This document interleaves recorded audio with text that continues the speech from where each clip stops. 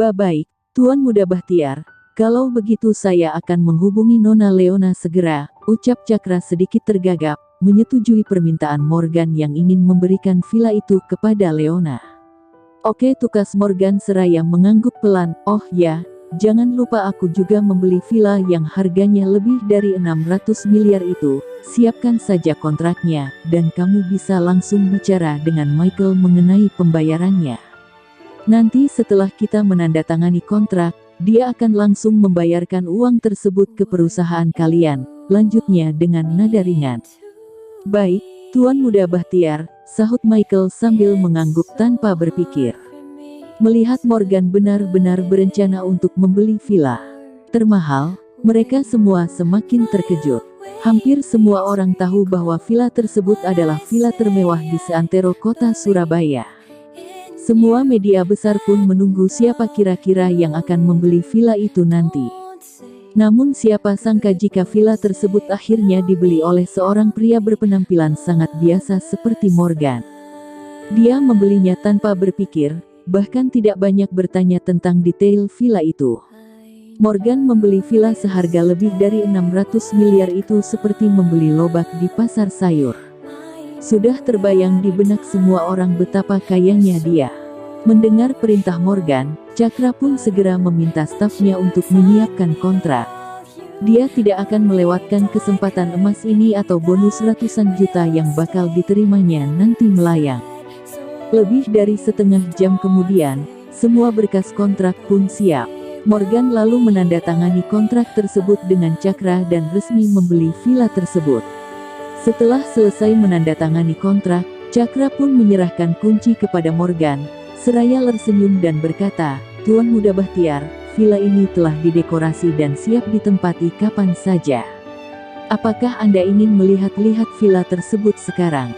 Apa yang bisa kulihat di villa? Tidak perlu, jawab Morgan ringan, lalu mengambil kunci villa yang diserahkan Cakra dan bersiap untuk pergi. Morgan, bagaimana jika kamu melihatnya dulu? Aku akan menemanimu kalau perlu. Aku belum pernah melihat villa sebesar itu, tukas Helen tiba-tiba. Gadis itu terlihat bersemangat. Mendengar itu, Morgan pun mengurungkan langkahnya. Pria itu kemudian mengalihkan pandangannya ke arah Helen, lalu berkata dengan lembut, baiklah, karena kamu ingin melihatnya, ayo kita lihat-lihat dulu. Petik 2. Melihat reaksi Morgan yang tidak menolaknya, Helen semakin merasa yakin bahwa pria itu sangat tertarik padanya. Senyum manis terlihat mengambang di wajah gadis belia itu sebelum dia akhirnya memberanikan diri untuk melangkah ke arah Morgan dan mempersempit jarak di antara mereka. Pemandangan seperti itu tentu saja sangat mengganggu Chana. Senyum di wajah Helen membuat kebenciannya pun semakin dalam. Dia telah merencanakan segalanya, tetapi tanpa diduga, seorang gadis muda bernama Helen tiba-tiba muncul dan merusak semuanya. Gadis itu jelas-jelas berusaha untuk merayu Morgan. Chana tidak bisa membiarkannya begitu saja. Tuan Muda Bahtiar, silahkan lewat sini, ucap Cakra penuh hormat. Raut sukacita tergambar jelas pada wajah pria paruh baya itu. Dia tidak peduli tentang siapa Morgan sebenarnya, yang penting villa termahal di kantor penjualan itu sudah berhasil terjual, yang artinya dia pun akan mendapat komisi yang tinggi. Oke. Morgan mengangguk pelan, lalu mengikuti Cakra keluar kantor penjualan. Beberapa orang lainnya pun terlihat bergegas mengikuti mereka keluar kantor penjualan menuju villa yang dimaksud. Beberapa menit kemudian, mereka sampai ke kompleks villa. Meski belum sampai di villa termahal yang harganya lebih dari 600 miliar, Helen sudah terkagum-kagum melihat kemewahan di lingkungan kompleks tersebut. Seluruh kompleks terasa seperti istana, sangat jauh berbeda jika dibandingkan dengan villa yang dibeli oleh keluarganya di pinggiran kota Surabaya. Kompleks villa yang baru saja dibeli Morgan benar-benar super mewah dan terletak di lokasi yang sangat strategis. Tuan Muda Bahtiar, villa Anda ada di tengah-tengah kompleks, kata Cakra seraya tersenyum saat menjelaskan situasi kompleks villa kepada Morgan.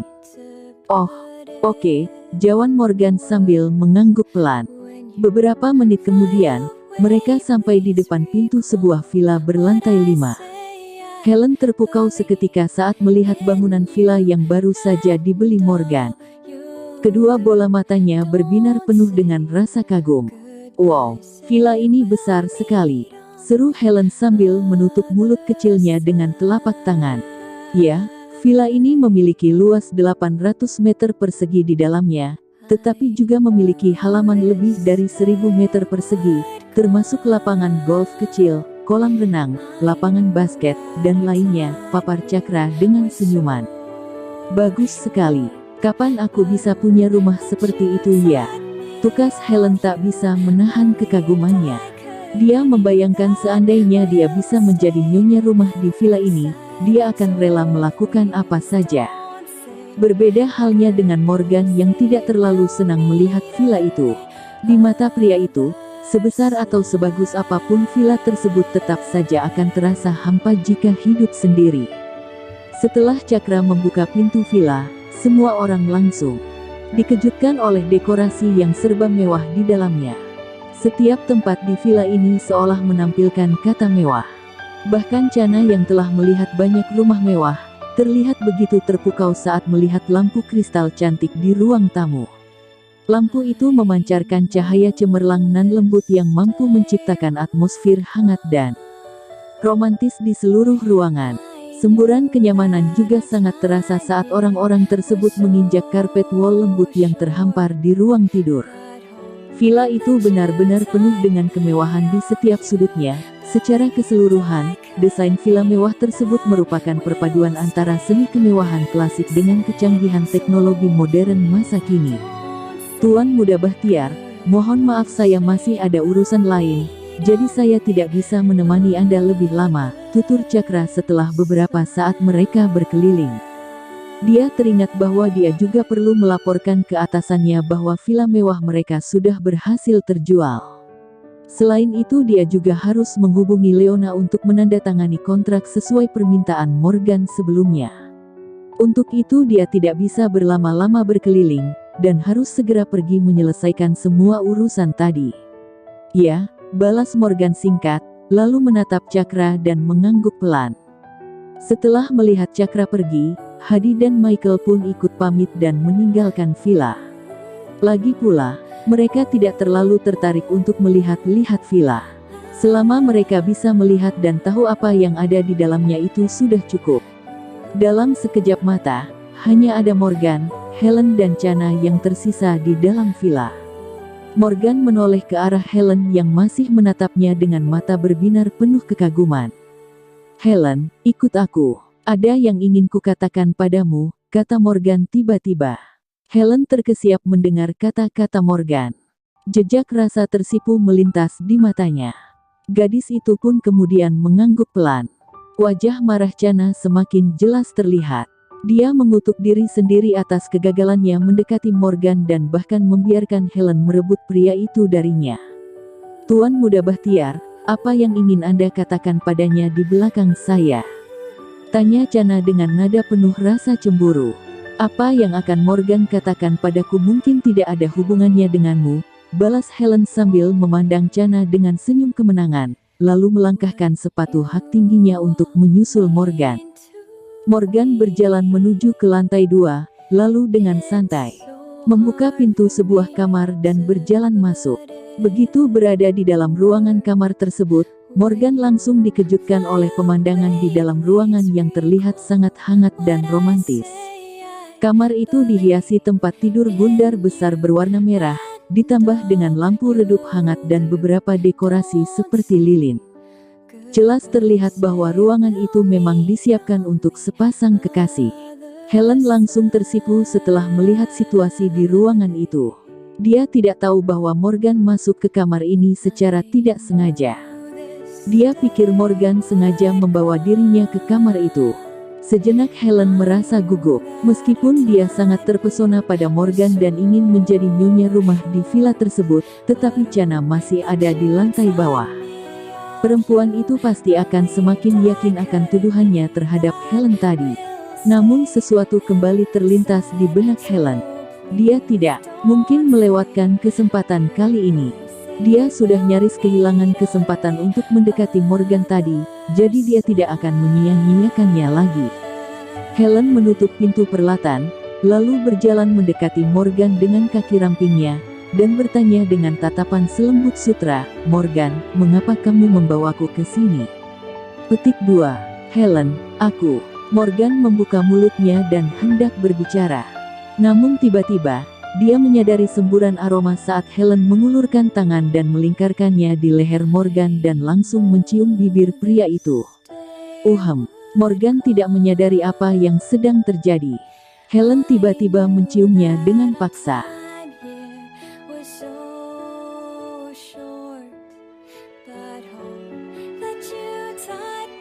Ciuman Helen yang begitu tiba-tiba membuat Morgan merasa linglung. Bibir merona dan menawan milik gadis itu yang langsung mencium bibir Morgan ditambah dengan semerbak aroma wangi dari tubuhnya yang langsung tercium, membuat pikiran Morgan benar-benar kosong. Meskipun Morgan dan Vivi sudah lama bersama, tetapi mereka tidak pernah memiliki kontak fisik sedekat itu, dan Morgan tidak pernah menyangka bahwa ciuman pertamanya akan diambil dengan cara seperti ini. Bibir Helen sangat lembut dan harum, sehingga membuatnya sangat nyaman. Morgan yang belum pernah merasakan perasaan ini sebelumnya, bahkan tidak mau mengendurkan tubuhnya dari pelukan Helen yang lembut dan hangat. Akan tetapi Morgan masih merasa agak terhina karena dicium paksa oleh seorang gadis seperti ini. Dia adalah seorang pria, bukankah dia seharusnya yang memulai? Seketika pria itu mengulurkan tangan dan mendorong Helen menjauh. Helen tentu saja terkejut dengan sikap Morgan yang mendorong dirinya menjauh. "Morgan, ada apa denganmu? Apa aku terlalu agresif? Aku baru pertama kali mencium seseorang. Maaf jika sedikit membuatmu tidak nyaman," kata Helen sambil menahan rasa malu. Helen tidak berbohong saat ini. Meskipun dia sangat cantik dan ada banyak pria yang mengejarnya, tetapi lingkungan keluarganya yang terpandang ditambah dengan pengaruh Sandra, membuat Helen sama sekali tidak menyukai pria biasa di kampusnya. Helen memiliki selera tinggi dalam memilih pacar. Dia bahkan memiliki persyaratan khusus untuk tinggi badan, penampilan, dan latar belakang keluarga. Karena Morgan jelas memenuhi semua persyaratannya, maka dia pun lantas mengambil inisiatif untuk mencium pria itu duluan. Morgan tidak tahu harus berkata apa untuk permintaan maaf Helen. Sesaat dahinya terlihat berkerut. "Kenapa kamu menciumku?" tanyanya kemudian. Helen tercengang ketika mendengar pertanyaan Morgan. "Morgan, bukankah kamu membawaku ke sini untuk mengatakan cinta padaku? Bukankah kamu ingin aku menjadi pacarmu?" "Kapan aku bilang aku ingin kamu menjadi pacarku?" balas Morgan dengan wajah yang terlihat semakin kesal. "Jika kamu tidak ingin aku menjadi pacarmu, kenapa kamu memberikan nomor teleponmu padaku? Dan tadi malam, bukankah kita berdua mengobrol dengan baik di bar?" Mata Helen yang indah mulai terlihat memancarkan sedikit keraguan. "Meskipun mungkin ada sedikit kesalahpahaman di antara kita kemarin, tetapi semuanya sudah jelas sekarang. Kamu bukanlah seperti apa yang mereka katakan. Aku menyukaimu dan aku bersedia untuk menjadi pacarmu." "Helen, aku rasa kamu salah paham," tukas Morgan dengan enggan. "Kita memang mengobrol dengan baik kemarin, dan aku sangat ingin bertukar nomor telepon agar kita saling mengenal. Tapi setelah apa yang terjadi tadi malam, menurutku kita berdua tidak cocok, dan pacar yang kucari bukanlah gadis sepertimu," lanjurnya. Helen merasa seperti disambar petir ketika mendengar kata-kata Morgan. Sejak kecil dia tidak pernah menerima penolakan, namun kali ini, saat dia menawarkan diri untuk seorang pria, ternyata dia ditolak. Helen tentu saja tidak bisa menerima hal seperti itu begitu saja. "Apakah aku tidak cukup cantik? Apakah tubuhku tidak seksi? Apa kamu tahu berapa banyak pria yang mengejarku? Mengapa kamu tidak menyukaiku?" teriak Helen penuh emosi seraya menatap tajam ke arah Morgan. "Ya, kamu memang cantik dan kamu juga memiliki tubuh yang seksi, tetapi kamu tidak benar-benar menyukaiku. Alasan mengapa kamu ingin menjadi pacarku hanya karena kamu menyukai uangku.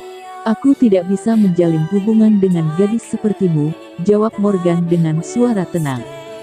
Kalau memang kamu tidak ingin aku menjadi pacarmu, lalu mengapa kamu memberi nomor teleponmu? Mengapa kamu membawaku ke ruangan ini? Berondong Helen tak terima. Kedua matanya masih terus menatap Morgan dengan tatapan penuh tanda tanya. Aku membawamu ke sini hanya untuk memberitahu agar kamu merahasiakan identitasku. Jangan beritahu orang lain tentang identitasku. Hanya itu, tak lebih. Aku sama sekali tidak bermaksud apa-apa, tukas Morgan ringan. Jadi hanya itu. Kamu hanya memintaku berjanji untuk merahasiakan identitas kamu, dan bukan memintaku untuk menjadi pacarmu. Tanya Helen dengan suara pelan, menyadari kekeliruannya. Air mata gadis itu pun terlihat mulai membasahi kedua matanya yang indah. Ya, jawab Morgan seraya mengangguk pelan. Helen menatap Morgan di hadapannya dengan tatapan bingung, antara malu dan sedih karena merasa telah dipermainkan. Jika aku tidak pergi tadi malam, dan aku tidak mengungkapkan identitasmu di depan semua orang hari ini, akankah kamu mempertimbangkan untuk bersamaku? Tanya Helen setelah terdiam selama beberapa saat seraya menggigit bibirnya. Mungkin, jawab Morgan santai. Sebenarnya, saat berbicara dengan Helen di bar tadi malam, Morgan bisa merasakan bahwa Helen adalah seorang gadis yang baik. Tidak hanya tubuh dan penampilannya saja yang menarik, tetapi dia juga terlihat tidak begitu materialistis seperti Vivi dan Diane. Akan tetapi saat gadis itu mendengar bahwa Morgan hanyalah seorang pemulung, ternyata dia memilih untuk pergi. Jadi Morgan berpikir dia mungkin tidak akan menolak Helen jika saja gadis itu tidak meninggalkannya semalam hanya karena dia seorang pemulung. Itu artinya kesanmu padaku sebenarnya cukup bagus, kan? Teriak Helen dengan ekspresi marah. Morgan memandang Helen dan tidak tahu bagaimana menjawab pertanyaan itu. Jika kamu memiliki kesan yang baik terhadapku, itu berarti masih ada harapan untukku. Maka aku tidak akan menyerah, cepat atau lambat, aku akan membuatmu benar-benar menyukaiku, tegas Helen sekali lagi. Terserah kamu, bagaimana kamu berpikir, itu urusanmu. Aku tidak bisa mengendalikan pikiranmu. Selama kamu tidak mengungkapkan identitasku, aku tidak masalah. Tetapi jika sampai Melinda dan yang lainnya tahu tentang identitas asliku, aku tidak akan pernah membiarkanmu pergi, tukas Morgan tanpa ekspresi. Suaranya terdengar sangat dingin. Dia tidak ingin terus membahas topik ini dengan Helen. Pria itu pun lalu berbalik dan berjalan keluar kamar. Morgan, aku tidak akan pernah menyerah. Aku percaya aku pasti bisa mendapatkan hatimu. Gumam Helen dalam hati. Dia bersumpah suatu hari nanti dia akan menjadi nyonya rumah villa itu. Morgan sendiri sebenarnya tidak terlalu mengkhawatirkan Helen akan mengungkap identitasnya ke semua orang. Dia yakin bahwa Helen tidak sebodoh itu. Gadis itu pasti akan mempertimbangkan banyak hal. Semakin banyak orang yang mengetahui identitasnya, maka akan semakin banyak gadis yang berinisiatif untuk merayu Morgan. Itu artinya pesaing Helen akan bertambah. Jadi Morgan yakin sekali bahwa Helen tidak akan mau melakukan hal itu.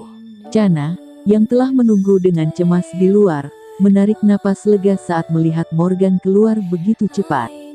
Dalam waktu sesingkat itu, Morgan dan Helen tidak mungkin berbuat apa-apa. Dari penampilan Morgan yang masih sama seperti sebelumnya, Chana yakin sekali bahwa pria itu memang tidak melakukan apapun dengan Helen. Jika tidak, mereka pasti akan keluar dengan bergandengan tangan. Tuan Muda Bahtiar, sudah selesai. Chana melangkahkan kakinya yang mengenakan sepatu berhak tinggi, ke arah Morgan, lalu menggamit lengan Morgan dengan manja. Morgan merasa aneh saat melihat ekspresi Chana di dekatnya. Dia baru saja dicium oleh Helen, dan sekarang giliran Chana yang terus memegang lengannya. Semua itu hanya karena mereka tahu dia memiliki banyak uang. Tampaknya uang belum tentu merupakan hal yang baik buat Morgan. Terlalu banyak godaan yang datang hanya karena dia memiliki uang. Ayo pergi, kata Morgan pelan. Tuan Muda Bahtiar, saya baru saja membuat reservasi di sebuah restoran. Bagaimana kalau kita rayakan kepemilikan villa ini dengan makan di sana? Anda setuju? Tanya Chana seraya tersenyum. Morgan tertegun saat mendengar kata-kata Chana.